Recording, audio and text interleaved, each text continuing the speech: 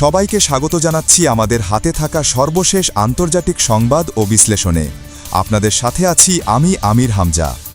আসসালামু আলাইকুম। মার্কিন প্রেসিডেন্ট ডোনাল্ড ট্রাম্পকে ঘিরে নতুন করে নিরাপত্তা উদ্বেগ তৈরি হয়েছে। ট্রাম্প নিজেই দাবি করেছেন ইরানের পক্ষ থেকে তার জীবনের ওপর হুমকি রয়েছে। এমনকি তিনি আরও বলেছেন, যদি তাকে হত্যার চেষ্টা সফল হয় তাহলে যুক্তরাষ্ট্রের সামরিক বাহিনীকে এমন মাত্রার পাল্টা হামলা চালাতে হবে যা ইরান আগে কখনো দেখেনি। এই বক্তব্য প্রকাশ্যে আসার পর আন্তর্জাতিক অঙ্গনে নতুন করে আলোচনা শুরু হয়েছে। প্রশ্ন উঠছে, এটি কি বাস্তব গোয়েন্দা তথ্যের ভিত্তিতে দেওয়া সতর্কবার্তা, নাকি চলমান সংকটের মধ্যেই আরও কঠোর অবস্থান প্রদর্শনের কৌশল? একই সময়ে আন্তর্জাতিক সংবাদ মাধ্যমগুলোর বিভিন্ন প্রতিবেদনে দাবি করা হয়েছে, ইসরায়েলের গোয়েন্দা সূত্র থেকে যুক্তরাষ্ট্রকে জানানো হয়েছে যে ইরানের কিছু কট্টরপন্থী গোষ্ঠীর মধ্যে ট্রাম্পকে লক্ষ্যবস্তু বানানোর ইচ্ছা রয়েছে। তবে একই সঙ্গে মার্কিন কর্মকর্তাদের উদ্ধৃতি দিয়ে আরও দাবি করা হয়েছে, এখন পর্যন্ত ট্রাম্পকে হত্যার কোনো সুস্পষ্ট বা চূড়ান্ত ষড়যন্ত্রের প্রমাণ মার্কিন গোয়েন্দা সংস্থাগুলির হাতে নেই। অর্থাৎ সম্ভাব্য হুমকির আশঙ্কা থাকলেও সেটি বাস্তব পরিকল্পনায় রূপ নিয়েছে এমন প্রমাণ এখনও প্রকাশ্যে আসেনি। এদিকে মধ্যপ্রাচ্যের পরিস্থিতিও দ্রুত পরিবর্তিত হচ্ছে। বিভিন্ন আন্তর্জাতিক প্রতিবেদনে দাবি করা হয়েছে, ইরান আবারও তার সন্দেহভাজন পারমাণবিক স্থাপনাগুলোর কিছু অংশে নির্মাণ কাজ শুরু করেছে। সিএনএনের এক প্রতিবেদনে স্যাটেলাইট চিত্র বিশ্লেষণের ভিত্তিতে এমন দাবি করা হয়েছে। প্রতিবেদনে বলা হয়েছে, সাম্প্রতিক ক্ষতিগ্রস্ত কয়েকটি স্থাপনায় নতুন করে কার্যক্রমের লক্ষণ দেখা যাচ্ছে। তবে ইরান আনুষ্ঠানিকভাবে এই দাবির বিষয়ে বিস্তারিত কোনো ব্যাখ্যা দেয়নি, ফলে বিষয়টি নিয়ে আন্তর্জাতিক পর্যবেক্ষকদের মধ্যে নতুন করে আলোচনা শুরু হয়েছে। অন্যদিকে হরমুজ প্রণালী নিয়েও নতুন তথ্য সামনে এসেছে। সিবিএস নিউজের এক প্রতিবেদনে দাবি করা হয়েছে, ইরানের কিছু কর্মকর্তা ব্যক্তিগত আলোচনায় ট্রাম্প প্রশাসনের প্রতিনিধিদের কাছে স্বীকার করেছেন যে বাণিজ্যিক জাহাজ লক্ষ্য করে হামলা চালানো একটি ভুল ছিল। তবে উল্লেখযোগ্য বিষয় হল, এই বক্তব্য ইরান আনুষ্ঠানিকভাবে প্রকাশ করেনি। ফলে এই তথ্য স্বাধীনভাবে যাচাই করা সম্ভব হয়নি এবং বিষয়টি নিয়ে এখনও প্রশ্ন রয়ে গেছে। এদিকে কূটনৈতিক যোগাযোগ বিষয়েও নানা তথ্য সামনে আসছে। বিভিন্ন আন্তর্জাতিক সূত্রের দাবি অনুযায়ী বর্তমানে যুক্তরাষ্ট্র এবং ইরানের মধ্যে প্রকাশ্য কোনো আনুষ্ঠানিক আলোচনা চলছে না। তবে মধ্যস্থতাকারী দেশগুলির মাধ্যমে পরোক্ষ যোগাযোগ অব্যাহত রয়েছে বলে দাবি করা হচ্ছে। ফলে দুই দেশের সম্পর্ক কোন দিকে এগোবে তা এখনও স্পষ্ট নয়। এবার আসা যাক ট্রাম্পের সাম্প্রতিক বক্তব্যে। মার্কিন সংবাদ মাধ্যম নিউ ইয়র্ক পোস্টের বরাতে দাবি করা হয়েছে, ট্রাম্প বলেছেন তিনি আগেই মার্কিন সামরিক বাহিনীকে নির্দেশ দিয়ে রেখেছেন, যদি তার ওপর প্রাণঘাতী হামলা হয় তাহলে ইরানের বিরুদ্ধে নজিরবিহীন সামরিক অভিযান চালানো হবে। একই সময়ে টেলিগ্রাফ এবং আল আরাবিয়ার প্রতিবেদনেও একই ধরনের দাবি প্রকাশ করা হয়েছে। যদিও এই ধরনের বক্তব্য বাস্তবে কিভাবে বাস্তবায়িত হবে সে বিষয়ে কোনো সরকারি সামরিক পরিকল্পনা প্রকাশ করা হয়নি। এদিকে সাম্প্রতিক কয়েকদিনের সংঘাত পরিস্থিতিও উত্তেজনাপূর্ণ ছিল। আন্তর্জাতিক বিভিন্ন প্রতিবেদনে দাবি করা হয়েছে, যুদ্ধবিরতির পর যুক্তরাষ্ট্র ইরানের বিভিন্ন সামরিক স্থাপনায় নতুন করে হামলা চালায়।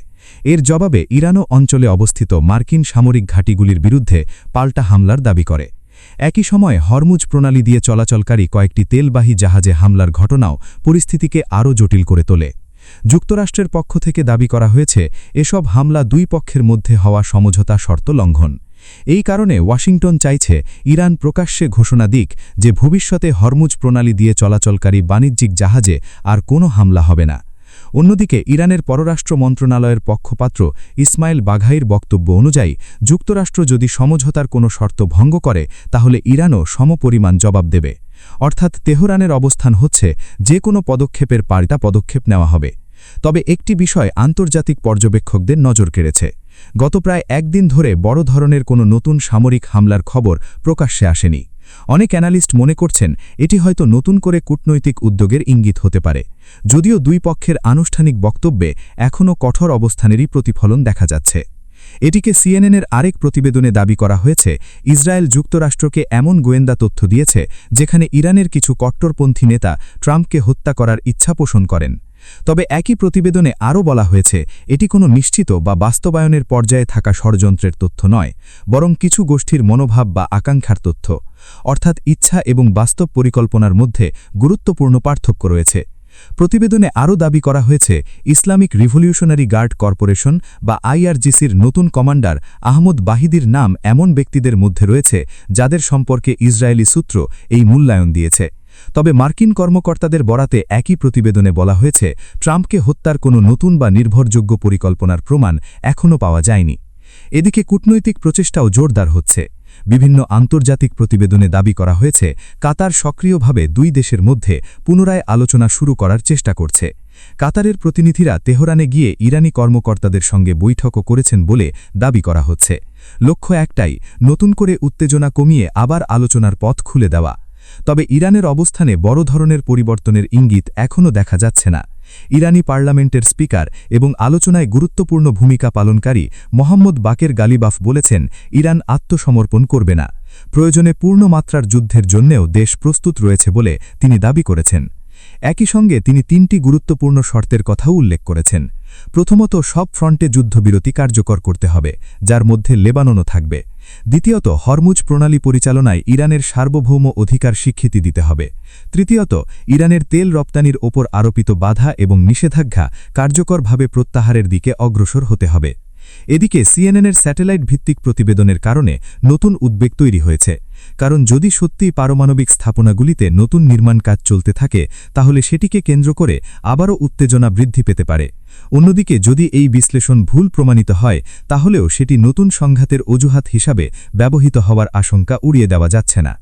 সবশেষে হরমুজ প্রণালী নিয়ে সিবিএসের প্রতিবেদনে আরও দাবি করা হয়েছে, ইরানের কিছু কর্মকর্তা ব্যক্তিগত আলোচনায় বলেছেন যে বাণিজ্যিক জাহাজে হামলার ঘটনাটি নিয়ন্ত্রণহীন একটি কট্টরপন্থী গোষ্ঠীর কারণে ঘটেছে এবং তারা আলোচনার প্রক্রিয়া চালিয়ে যেতে আগ্রহী। তবে এই তথ্য এখন পর্যন্ত স্বাধীনভাবে নিশ্চিত করা যায়নি এবং ইরানের পক্ষ থেকেও আনুষ্ঠানিকভাবে স্বীকার করা হয়নি।